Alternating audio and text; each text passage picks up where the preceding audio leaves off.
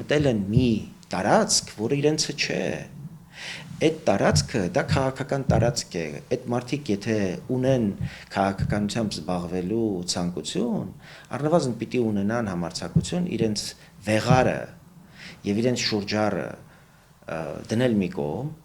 իրենց կարգից հրաժարվել, եկեղեցական կարգից հրաժարվել եւ մտնել քաղաքականություն։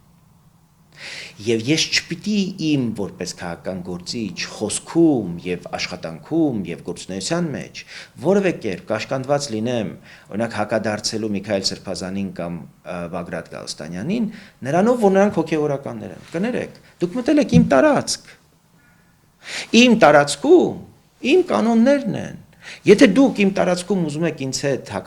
հակադրվել, ուրեմն պատրաստ եղեք ինձնից լսել խոսք, որը կարող է եւ չի պատշաճում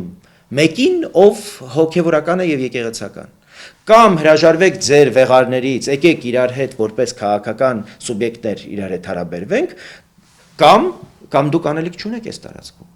Որտեւ ես չեմ պատրաստվում դառնալ հոգեվորական, որ ձեզ հետ հավասարը հավասարի ուրեմն նման հարաբերվեմ։